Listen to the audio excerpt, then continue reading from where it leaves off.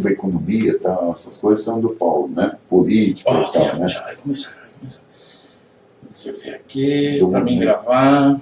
Já entramos aqui, o pessoal já está na espera ali. Já entramos aí, pessoal. Você conseguiu decorar meu nome já? É o Paulo Schentuck. Denchuk. Então, já tá no ar. Tá ótimo. Tudo bem? Deixa eu ver aqui. Olá, amigos e amigas do blog do Chicão Somavila e o programa O Ponto da Política. Hoje, excepcionalmente, estamos fazendo, nesta quinta-feira, uma entrevista com os representantes do movimento O Sul é Meu País. Aqui do meu lado o Dr. Paulo Denchuk e o professor Pedro Oninski. Isso. Tudo bem com vocês? Boa noite. Bem. Boa noite. Boa noite. Nós agradecemos a oportunidade que vocês estão oferecendo já por mais de uma vez. E nós estamos aqui para esclarecer as perguntas dos telespectadores e desejamos informar o melhor possível. Legal. Bem, esse blog todo mundo sabe, esse espaço todo mundo sabe, mas a gente sempre divulga. O áudio é retransmitido ou transmitido amanhã pela Rádio FM Nova Pinhais, no prefixo 98.3, às 11 horas da manhã. E esse espaço é um espaço democrático, está sempre aberto para todas as tendências ideológicas, políticas, democráticas, que quiserem fazer parte, que quiserem participar, que quiserem divulgar suas ações, enfim. Por isso que nós criamos esse espaço aqui, com a intenção de levar informações a todas as pessoas. E nós atendemos aí a solicitação do Movimento Sul é Meu País, através da Keila, que entrou em contato, solicitando espaço, que vocês estão indo em várias cidades, em várias rádios, etc. E tudo isso é importante. A discussão democrática, no âmbito democrático, é muito interessante. Então, eu começo fazendo a pergunta, o doutor Paulo, Pode dizer. é o seguinte: o movimento, é um movimento separatista. Sim. Na Constituição, né, da República, enfim, no seu primeiro artigo, Sim. fala de cláusula pétrea, Exato. de que o Estado é indissolúvel, Exato. etc. E a cláusula pétrea seria uma cláusula perpétua.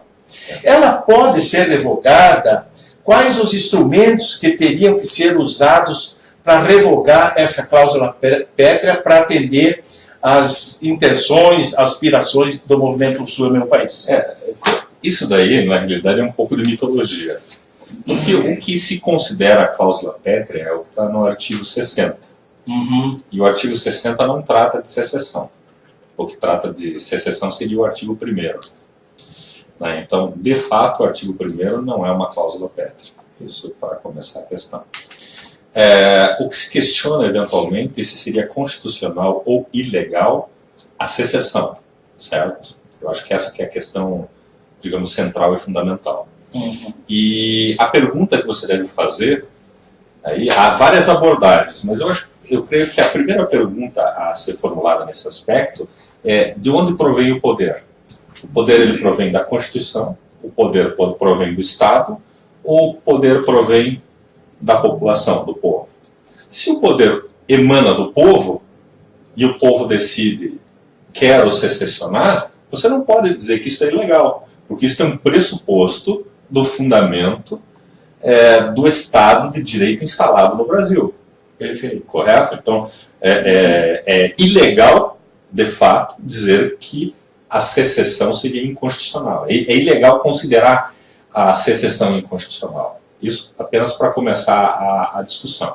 Em segundo ponto, as normas postas, o direito positivo, a legislação, ela é uma consequência do poder político. E o poder político ele está estruturado a partir da população, a partir do povo, a partir do poder popular. Certo? Então a legislação é uma consequência disso e não um antecedente disso. Então o instrumento seria um plebiscito, um referendo? Alguma coisa que gerasse o consenso da população em respeito a isso. O que você, só para o que você não pode é fazer uma secessão por meio violento. Essa pergunta que eu iria fazer. Esta que é a questão. Se a secessão ela é decidida de modo consensual, politicamente estruturada pela população, não há como se considerar isso ilegal. Perfeito. Certo? Porque senão o que você tem é o seguinte: você pode ter o poder emanando do Estado ou o poder emanando do povo. Se o poder emana do Estado, ele tem o direito de constranger a população. Se o poder emana do povo, o Estado não tem o direito de constranger a população por conta do seu status político, o seu estado de autodeterminação. E daí isto também está concebido na Constituição, que é o princípio da autodeterminação dos povos. Se um povo pode determinar o seu status político, o seu estado político, ele pode dizer se ele quer uma república, uma monarquia, se ele quer secessionar, se ele não quer secessionar e tudo mais. Perfeito. Certo? Então, este é o raciocínio. E mais que isso, veja, em 1992, o Brasil sancionou o Tratado de Autodeterminação dos Povos com respeito à ONU, um decreto do Collor de Mello. Certo? Ali naquele período do Rio 92, uma coisa assim. Da Eco 92? Eu acho que foi próximo desse período de tempo. Ora, se o princípio da autodeterminação dos povos está previsto na Constituição, está no artigo 4º, inciso 3º, se não estou enganado, e se existe legislação ordinária tratando do princípio da autodeterminação dos povos, como é que você vai dizer que isto é ilegal? Perfeito.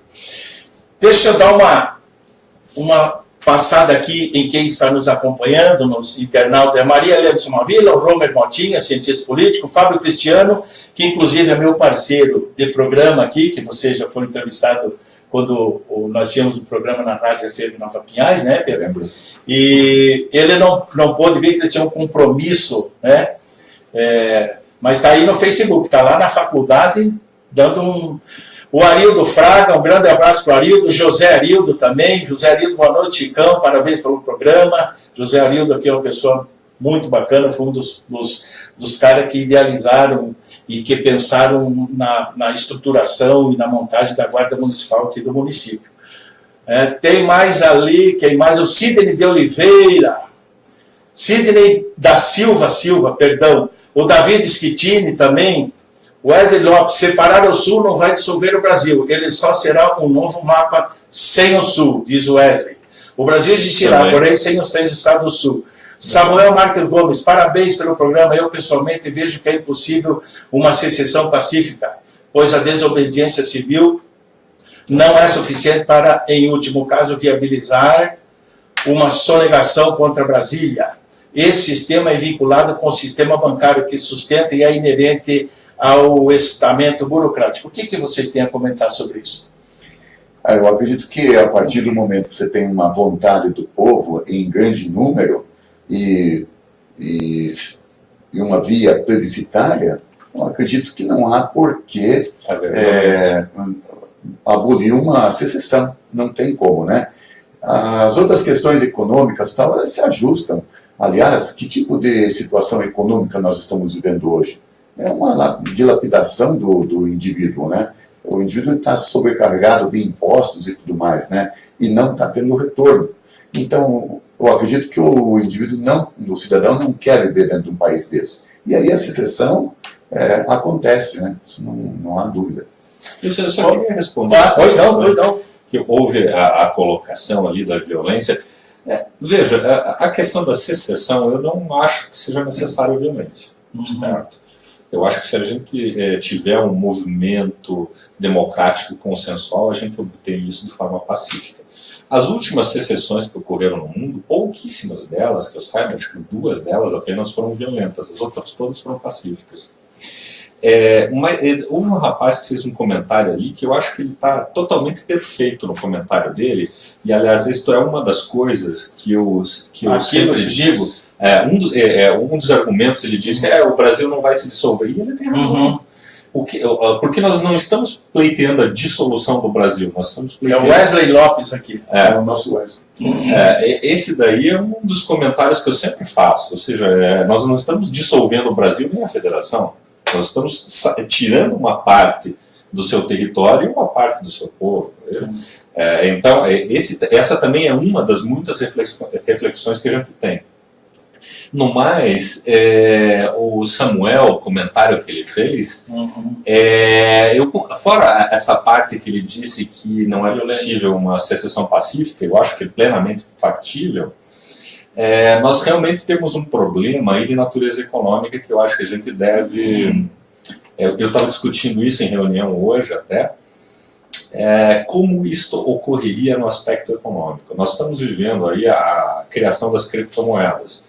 Então a gente estava fazendo um estudo, segundo aquilo que se denomina de a curva de S, quando que vai haver uma ascensão das criptomoedas e qual o reflexo disso no aspecto econômico. O que vai significar isso? Vai significar que o Estado ele vai deixar de ter receita. E no instante, por exemplo, que o Estado brasileiro deixe de ter 10% ou 15% de receita, acabou. Ele quebra. Ele não vai ter condição de pagar os seus funcionários. E mais que isso, nós estamos indo para uma era de fragmentação do Estado, certo? Os Estados modernos eles estão se fragmentando. E isto é extremamente relevante. Ou seja, nós passamos o período áureo do Estado em 1940 e a gente está numa descendência do Estado e nós estamos recriando, ou estamos num período de criação de uma nova estrutura de organização social. Eu acho muito similar ao que ocorreu na Liga Lombarda entre os anos 1000 e os anos 1300. Eu acho que a gente vai passar por um período de estruturação orgânica muito similar àquela. Nós temos muitas soluções, por exemplo, nos Estados Unidos já começa a haver solução para resolução de problemas municipais sem prefeitura, e uma maior inclusão social.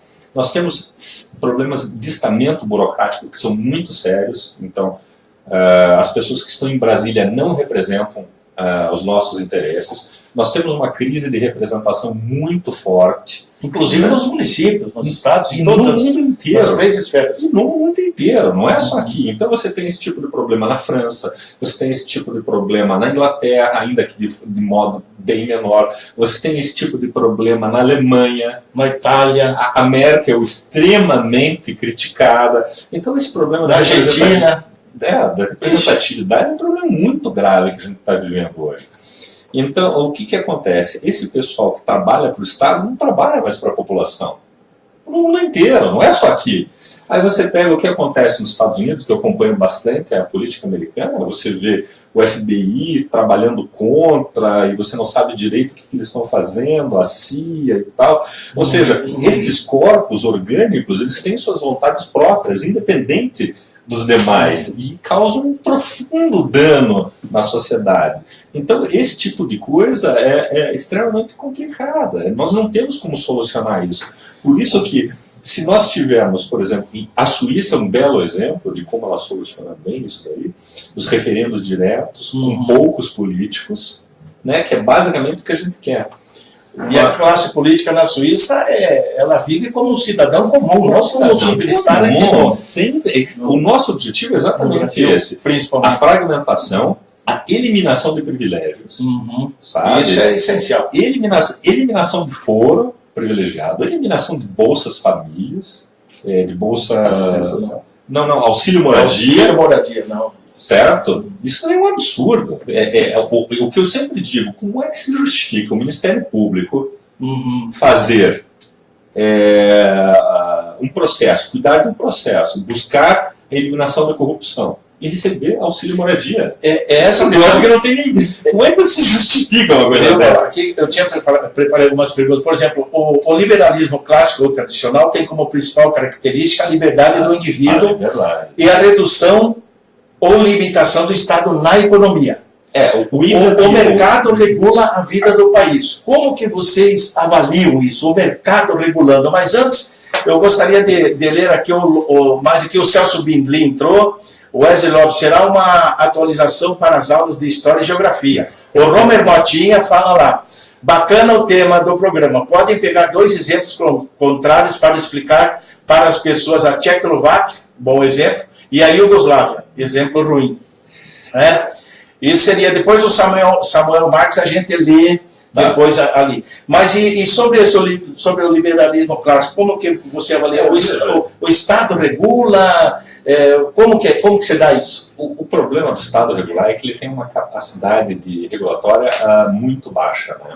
Então, o Estado e o mercado tem uma capacidade regulatória muito melhor. O exemplo que eu sempre dou é do Uber e do táxi. Por que o Uber é mais barato e funciona melhor que o táxi, que é regulamentado? Ou seja, aí que entra o problema da capacidade e da profundidade da regulamentação estatal em relação à regulamentação contratual.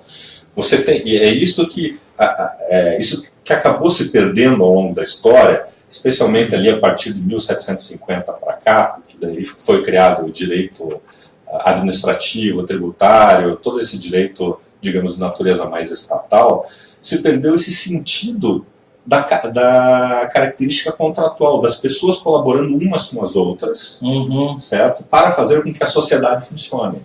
Então, existem exemplos que... No estilo da produção, assim, da visão de Durkheim, mais ou menos, na industrialização, não? Não, eu acho que a gente chega em mais uma visão de John Locke, certo?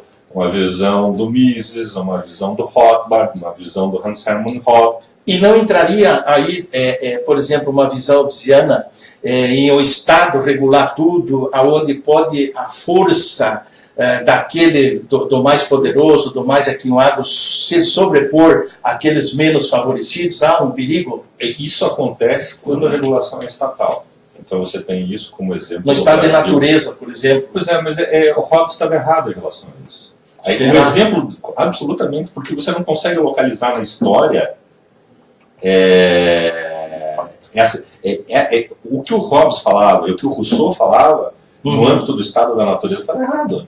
Nunca houve isso. A sociedade ela sempre trabalhou à base de colaboração. Obviamente havia um líder, alguma coisa assim, e que acabava estacionando como o imperador ou o rei do local. Mas todas as sociedades trabalhavam à base de colaboração. Eram colaborativas. Então, evidentemente, você tem aí alguns exemplos que negam isso, porque essa afirmação não tem natureza absoluta.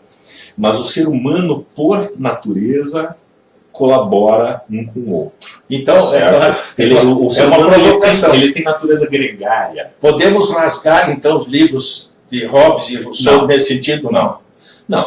Neste aspecto, eu acho que o grande erro do Hobbes foi dizer que no estado de natureza o homem é bom ou é mau, como diz ele e o Rousseau. Isso daí é um erro muito grave dentro da teoria de Hobbes. Isso nunca se localizou isto na história da humanidade. Nunca houve esta guerra do homem de todos contra todos.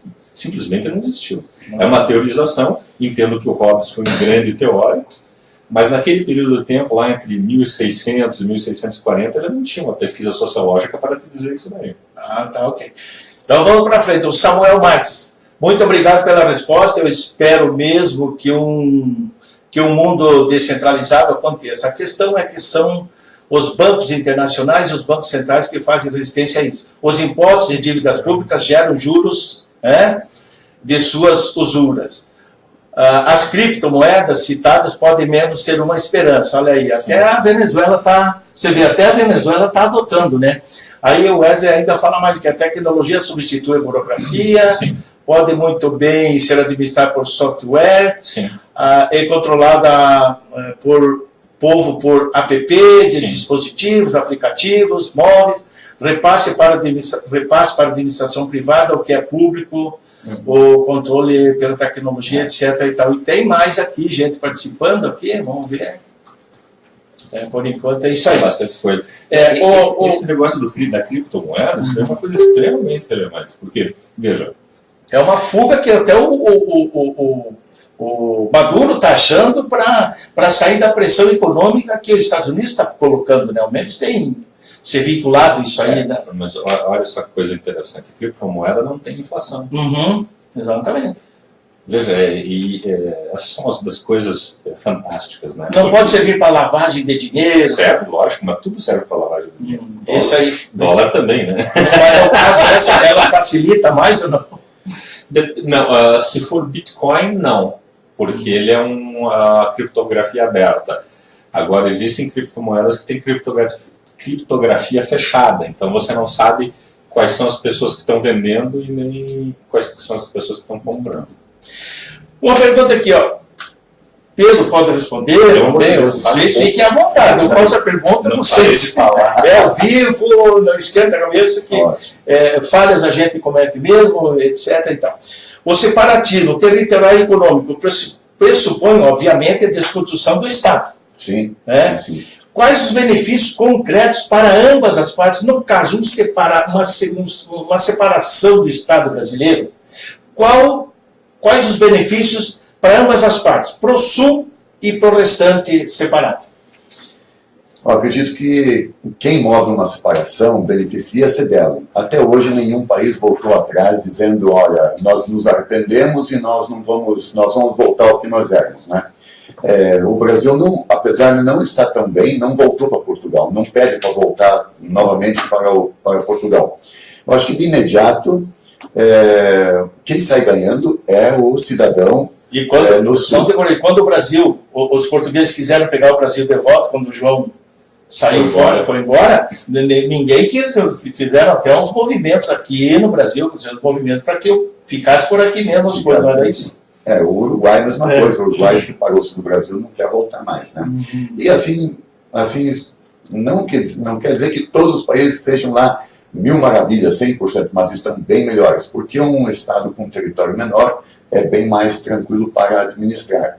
Mas a questão central aqui é a diminuição do Estado, é a diminuição do corpo político, né?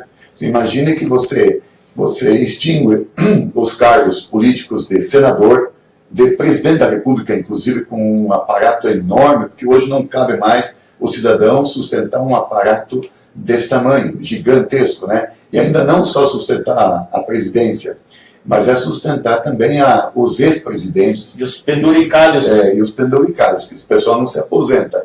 Eles levam muita coisa com eles, né?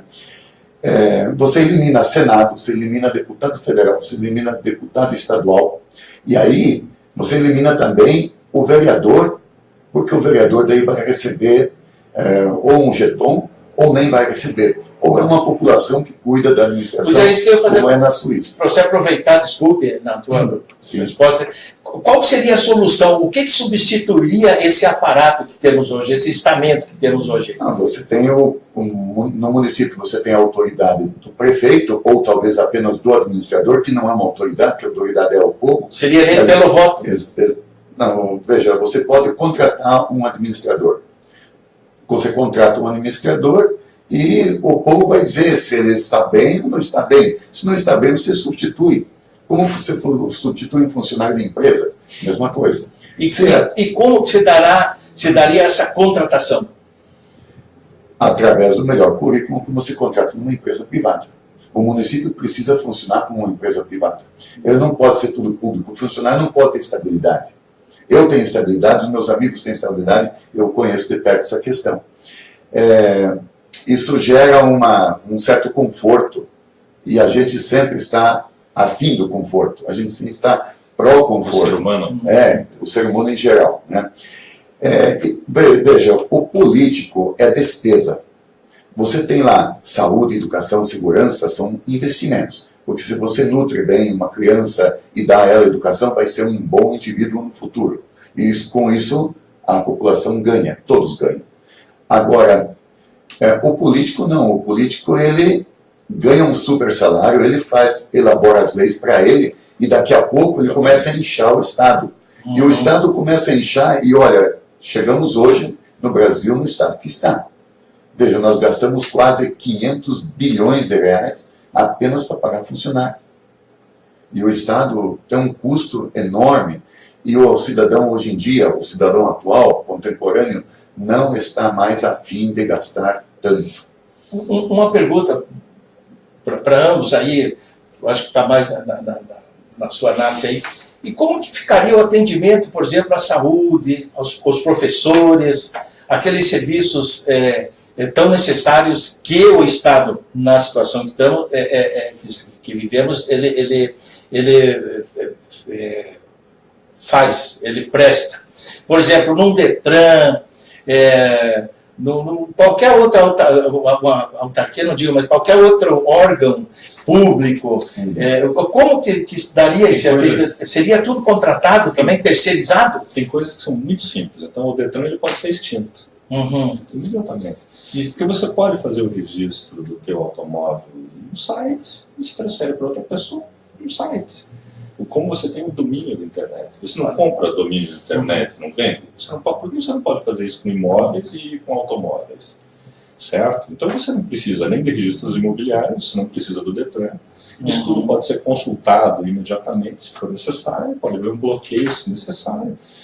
O grande exemplo para isso são os domínios que você compra e vende na internet. Extremamente seguros, muito rápido, baixíssimo custo, certo? E você pode tomar aquilo ali como exemplo. Eu poderia falar de outras coisas que são mais complexas, mas eu acho que para a pessoa que está nos ouvindo, este exemplo de comprar e vender site é muito fácil de ser compreendido. Então você elimina ali registro de imóveis, você elimina Detran, você elimina inúmeros órgãos correlacionados a isso. Isso daí diminui o custo para as pessoas. Fundamental é diminuir o custo do Estado em relação à população. Interessante. E por exemplo, nessa condição, como que o cidadão, quem que atenderia o cidadão num posto de saúde, por exemplo? O médico que está lá, ele seria contratado, terceirizado? Como que seria isso? Eu acredito assim, pelo fato de você mexer na estrutura econômica, muda muita coisa. O cidadão para de pagar impostos, os impostos, 90% deles ficam no município, o município tem como gerir, e o cidadão tem como fazer a fiscalização ali, ou alguma coisa assim, né? As suas escolhas e os contratos. Exatamente. E ele vai ter a possibilidade de verificar isso, inclusive nós hoje vivemos a era da informática, em casa mesmo, o que está acontecendo. E ele vai poder, então, ter o poder, democracia, o poder dele mesmo, dele mudar as coisas, porque aí, de fato, o cidadão vai começar a comandar. Agora, você me pergunta sobre a questão do médico, contratação e assim por diante. Veja, a partir do momento que você tem você tem um mínimo de impostos a serem pagos, o teu bolso fica mais cheio, né? Você tem mais dinheiro no bolso e você tem mais condições de pagar iniciativa privada, de pagar a sua consulta, de pagar o seu dentista. E essa questão do serviço público automaticamente enxuga quando você coloca dinheiro no bolso do cidadão. Ele diminui. Aí você não corre atrás dessas benesses, supostas benesses, que hoje são dadas através do SUS e assim por diante, e não funciona, porque as pessoas estão morrendo no corredor do hospital e assim por diante, e sem dinheiro no bolso. Nós repetimos sempre a questão, país rico de povo pobre, né? E nós temos que fazer com que esses recursos, essa riqueza que nós temos no Sul, que ela seja entregue ao povo. Entregue ao povo. O povo que tem que administrar. Aí o Jefferson Cândido, Ari Lima entrou, boa noite. Samuel Gomes, como o movimento lidaria com os funcionários públicos federais brasileiros residentes no Sul? E como seriam as fronteiras? Na transição seriam admitidos como cidadãos qualquer brasileiro que assim quisessem? É uma boa pergunta. Bom, em primeiro lugar, os funcionários federais teriam que se mudar para as suas respectivas bases fora do Sul. Eles não seriam mais funcionários do Sul, eles são funcionários da União. Então eles têm uma parada dura. Eles podem querer ficar. Essa questão, se o cidadão brasileiro seria admitido como cidadão sulista, eu acho que é uma questão que eu ainda não pensei com profundidade. Então eu não teria como te responder agora, mas me parece bastante razoável que a gente tenha um tratamento como os britânicos têm em relação aos americanos, os americanos em relação aos britânicos, né? São basicamente o mesmo povo, separado territorialmente. Eu acho que seria alguma coisa nesse sentido em que... diga. Não, em primeiro lugar, que os direitos eles devem ter garantias, né? O cidadão não pode ser atropelado ou o seu salário diminuído, o seu trabalho cassado, alguma coisa assim. E esses direitos aí é necessário preservar justamente porque isso pode provocar algum mal-estar, algum constrangimento, alguma convulsão, alguma revolta, tal, etc. Então, em primeiro lugar, isso. Agora, eu acredito que, através do poder aquisitivo que o cidadão adquira no novo país, e você muda toda a estrutura econômica, você muda toda a estrutura política, com isso o cidadão, ele adquire mais poder aquisitivo e compense esta perda do serviço público dele, alguma coisa assim. Ou tem aqueles outros acordos que o governo pode fazer, que é uma demissão voluntária, ou levando alguma vantagem em cima dessa demissão, alguma coisa assim. Tudo isso, eu acredito que deva ser tratado com algum certo respeito e assim por diante, para que não se crie, uma vez que a gente está se parando, para não se criar uma questão ruim, né? Seguinte, uma pergunta que não dá para deixar de fazer. Como que o movimento vê, enxerga e trata essas questões sociais tão discutidas na imprensa, nas redes sociais? Por exemplo, como que o movimento vê o movimento LGBT, o Bolsa Família, o Enem, enfim, esses projetos sociais e esses movimentos que estão aí na sociedade, o movimento negro, como que o movimento vê isso? Bom, eu acho que precisa trazer um pouco aqui de história e lembrar que quem acabou com a escravidão nos Estados Unidos e na Inglaterra foi o movimento liberal, né? E existem algumas figuras que são emblemáticas, se não me engano, acho que é o Thomas Clarkson, e agora não estou bem lembrado, a mãe a Mary, ela tem um nome muito complicado, agora que eu não estou lembrado, daquela que escreveu Frankenstein, Wollstonecraft. Ela, para mim, brasileiro é um nome complicado, talvez para os ingleses não sei. Então, o liberalismo clássico, né, ele foi fundamental no estabelecimento dos direitos, o princípio da igualdade, o Estado de Direito, eliminação da escravatura. Todas essas foram propostas desenvolvidas ali, especialmente na Inglaterra do século XVIII. E, obviamente, nós seguimos essa linha da absoluta liberdade das pessoas. Evidentemente, foi o direito de fazer o que bem entender dentro das suas respectivas vidas privadas. Eu acho que nós não temos nenhum direito de nos intrometer nisso. As pessoas serão tratadas e são tratadas em igualdade, não existe nenhuma diferença de valor de uma para a outra, tanto que é exatamente isso que a gente está buscando, eliminando as diferenças que a autoridade tem em relação ao cidadão. Eu, particularmente, não acho que exista uma diferença hoje no tratamento entre homens e mulheres, brancos e negros, gays e héteros. Acho que a grande diferença que existe na nossa sociedade é o do cidadão comum em relação à autoridade, certo? A autoridade no Brasil hoje pode tudo, o cidadão não pode absolutamente nada. Se você tiver que processar um magistrado criminalmente, você não vai conseguir, de forma nenhuma, a não ser que ele construa um prédio do TRT e gaste 300 milhões de reais, você não vai ter jamais possibilidade de processar um magistrado, um senador e coisa que vale, e eles vão ter condição de te processar. Então, essa questão dos direitos, nós fomos massacrados por esses privilégios do estamento burocrático. A grande verdade é essa. Não vejo na nossa sociedade aqui um tratamento muito disparo entre branco, negro, hétero, homo, homem, mulher. Obviamente há diferenças, não tenho dúvida alguma, existem preconceitos, mas não vejo isso como um preconceito disseminado. O que eu vejo realmente, diariamente, isso daí eu vejo na minha profissão e no meu dia a dia, é o tratamento totalmente disparo entre o cidadão e a autoridade estatal, né, propriamente dita, seja um senador, um magistrado, um promotor, eles podem tudo. Nós não podemos absolutamente nada, nós somos massacrados. Mas o movimento apoia, então, é favorável? Sim. Agora, ou não? Veja, a questão do tratamento das pessoas. Nós achamos que nós não temos nenhum problema em relação a LGBT, brancos, negros e tal. São todos admitidos, de todas as etnias, de todas as religiões, certo? Não tem absolutamente nenhuma espécie de preconceito.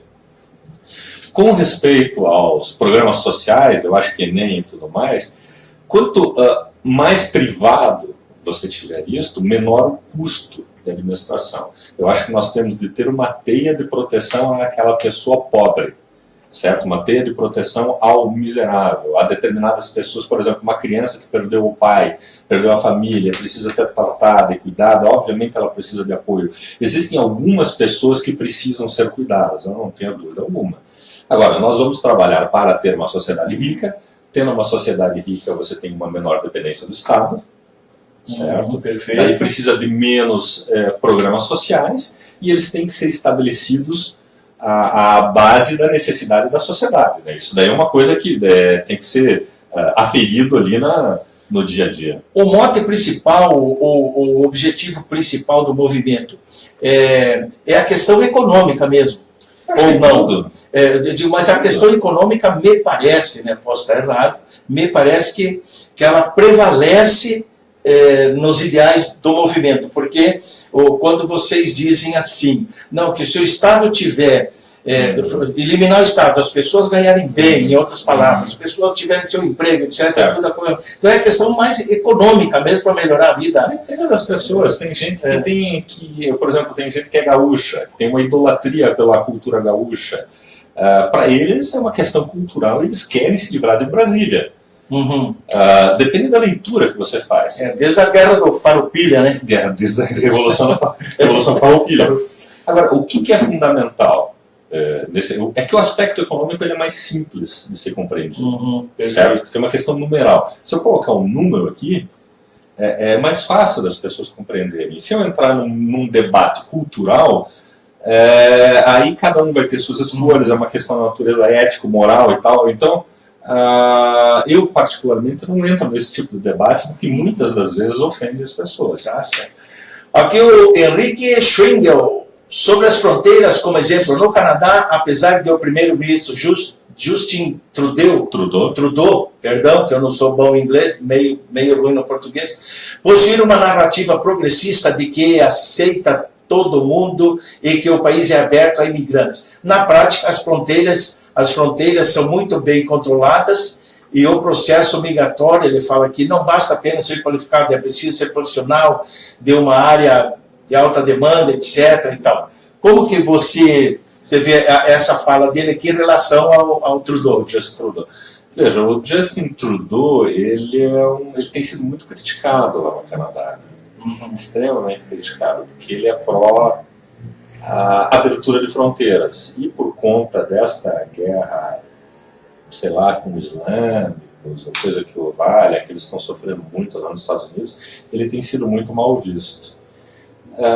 Se existe uma migração que causa danos à população, você vai ter que fechar. Se ela não causa danos, mantém aberta. Eu acho que essa é uma questão de ser estudada. Nós não temos um problema migratório grande no Brasil, sem dúvida, porque o Brasil é um dos países, não sei se você sabe, em que a população está mais abandonando o país no mundo. Sim, sem dúvida. Por quê? Indo muito para Portugal, inclusive, né? Muito para Portugal, Estados Unidos. Então, por quê? Porque a situação no Brasil é muito ruim.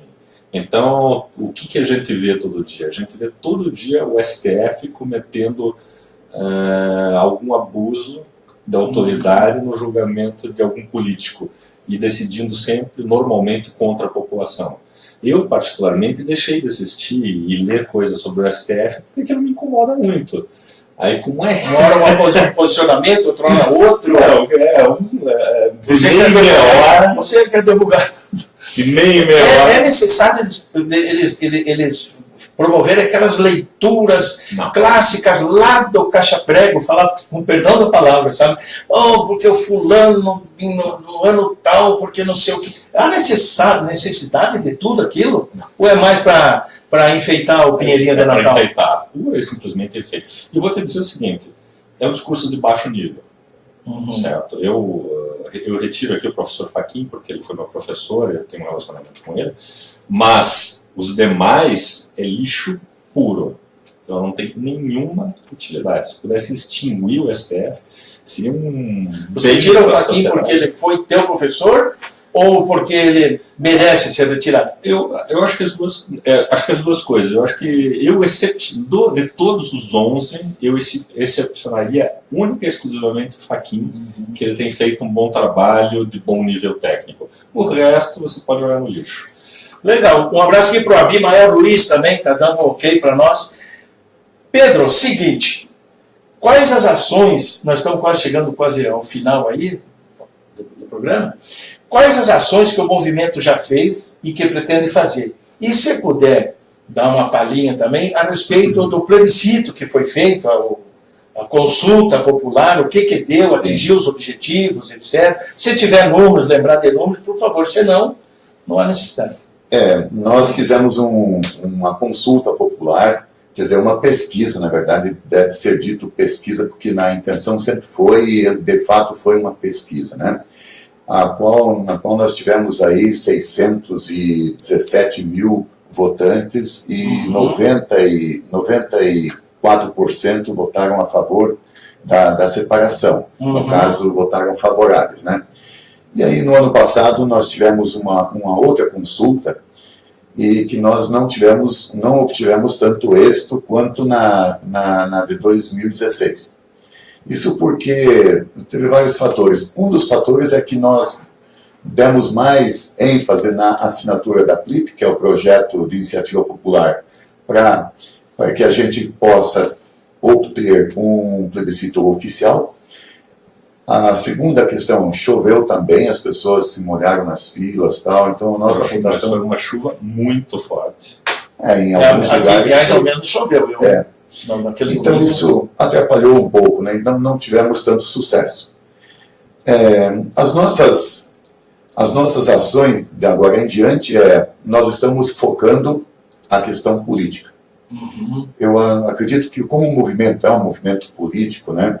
E nesse sentido a gente tem que tomar um pouco de cuidado e assim por diante, para que a gente não se contamine ou então não se deixe contaminar. E nós temos que escolher pessoas certas para nos representar, que devem ser pessoas de dentro do movimento, que saibam realmente o que é o movimento, porque infelizmente ainda não chegamos a todos com um bom esclarecimento, né? Isso demanda muito dinheiro, isso demanda dedicação, trabalho e assim por diante, e nós não somos em um número suficientemente grande e não temos os meios de comunicação, com exceção de algum outro veículo.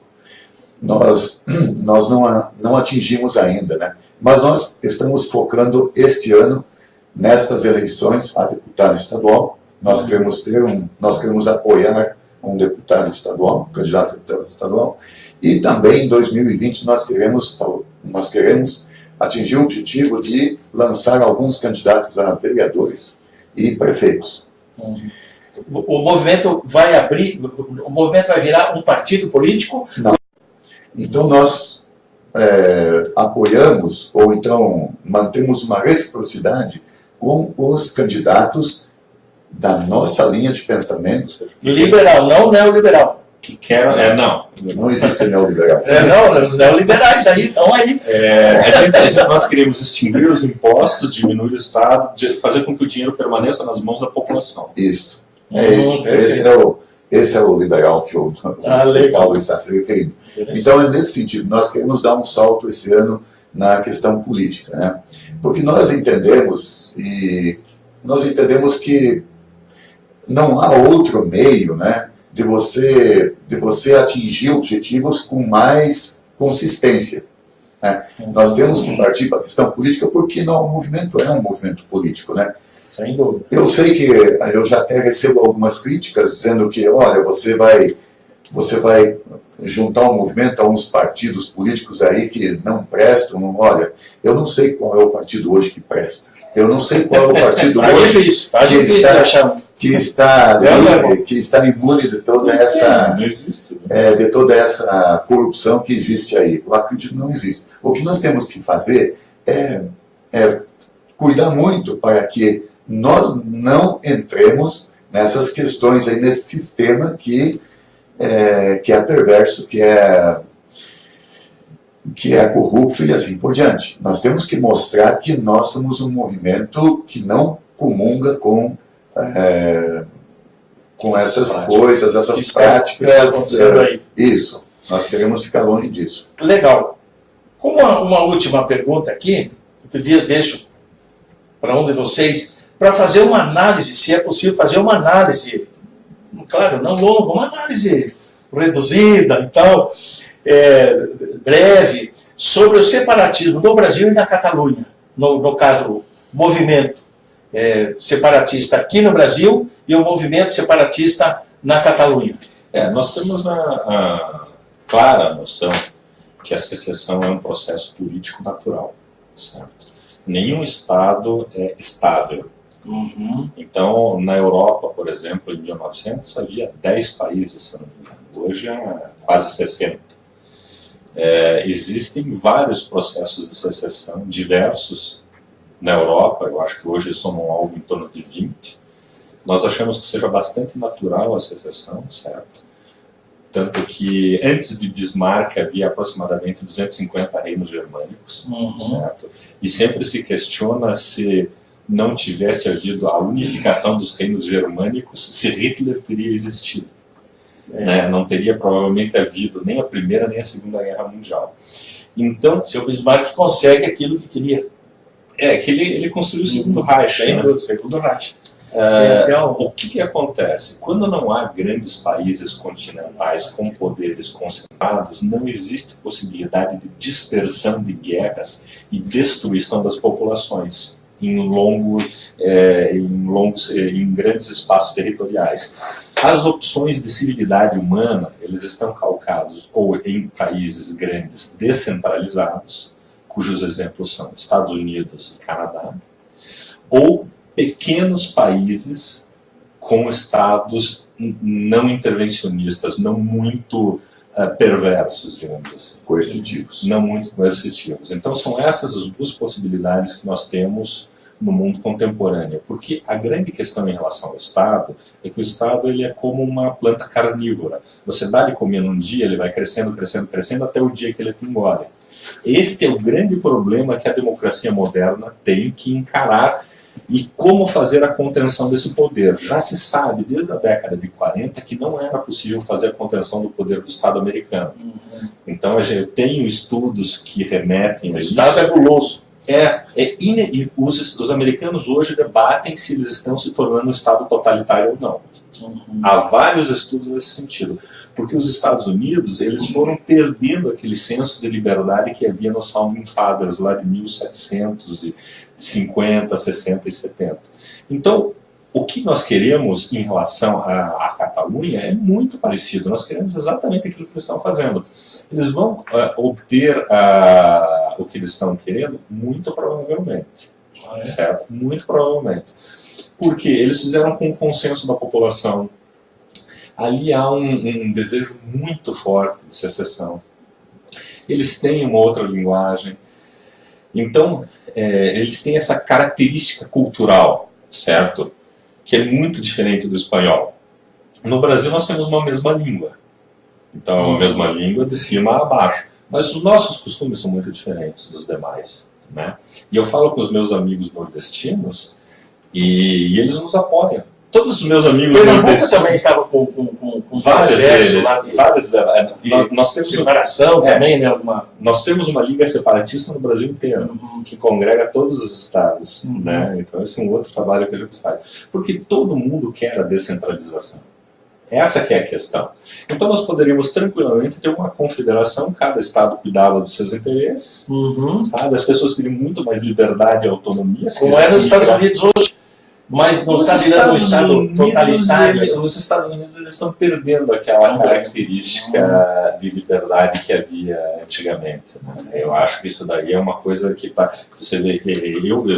Eu vejo o que o FBI tem feito, a NSA, por exemplo, que ela controla a vida de todo mundo, dos e-mails, de todos os dados. Se eles quiserem, eles podem entrar aqui no teu celular, de lá escutar nossas conversas. Então, este que é o problema que nós vamos viver, certo? Até onde esses sistemas de localização, Google e Facebook, vão poder entrar na tua vida e controlar a tua vida. Bem, o Adriano Winkler está dizendo que está muito bom o programa. A Keila Banks Boto. Obrigado, Chicão, pelo espaço. Está sendo ótima entrevista. Um grande abraço. Viva o Sou Livre, diz aqui a Leila. A Keila. Então, como nós chegamos já ao final do programa, eu deixo aqui um espaço para as considerações finais de cada um aí. Professor Pedro, Sim. Poderia começar então? Nós, no Movimento Sul Meu País, nós reformulamos ele agora, nós colocamos ele em dia, ele está legalizado, fazemos a parte da diretoria, eu faço a parte da diretoria. Eu convido a todos os sulistas que se integrem em maior número, se bem que o número está cada vez um número crescente. Exatamente. Então, nós está crescendo. Então, nós tivemos uma grande mudança agora, do ano passado para cá. E nós estamos crescendo em número, e é importante dizer que agora o movimento está legalizado, que ele estava com algumas pendências. Na justiça, você diz? Não, na justiça não. Registro em cartório. Burocrático, administrativo. Então agora nós o ajustamos, nós deixamos ele legal, que antes ele estava mais de fato do que legal, agora está legal e de fato. Então eu convido todos os turistas que se juntem a nós e que nos deem o apoio, simpatizem pela causa, ajudem, e nós vamos, a partir de agora, cumprir mais uma etapa política dentro do movimento. Nós temos candidatos no Rio Grande do Sul, temos candidatos em Santa Catarina, temos candidatos a deputado aqui, e nós vamos, através da política, criar um espaço de representação dentro das assembleias. Legal. Talvez é o caminho mais promissor. Ok. As considerações? Eu gostaria que as pessoas parassem para pensar que, na realidade, a secessão ela é uma coisa extremamente boa para a população. Não tem absolutamente nada de preconceito. É uma defesa da liberdade, é uma defesa da proximidade da população com as estruturas de poder. Então, a criação, por exemplo, de Brasília, que é uma cidade de funcionário público, permitiu que eles lá passassem a fazer todo tipo de negociata contra os nossos interesses. Então é exatamente isso que a gente quer quebrar. E nós não temos nenhum preconceito com relação a nordestinos. Eu tenho dezenas de amigos nordestinos, eles pensam exatamente como nós. Cortar isso daí não vai piorar a vida deles, porque os impostos que nós pagamos, que vão para lá, não vão para a população, vão para Renan Calheiros, vão para Sarnez, vão para esse tipo de gente, vão para Collor de Mello. A população não recebe isso. Então, eu já tive longas conversas com os meus amigos nordestinos sobre isso, e nós chegamos a um consenso que, para eles, vai ser ótimo, porque eles vão poder cortar esses vínculos, eventualmente, com esses políticos que sugam eles. Ou seja, a secessão ela vai ser boa para nós e para eles.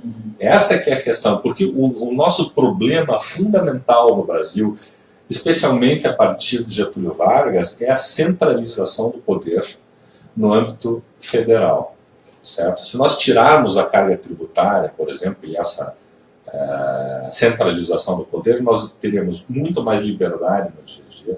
A população vai poder colaborar uns com os outros, vai haver muito mais incentivo para trabalhar, e só a título de ideia.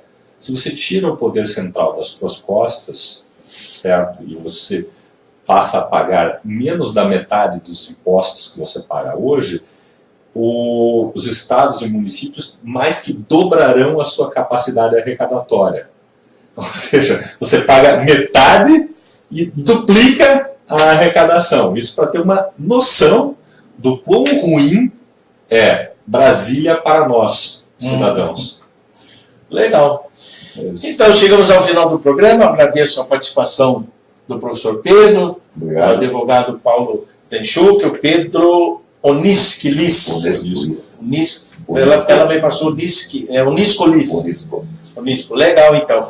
Eu agradeço também a participação de todos que interagiram conosco e aqueles que irão assistir aí durante a semana. Tá ok? Eu mando aqui um abraço a todo mundo e até uma próxima oportunidade. Obrigado.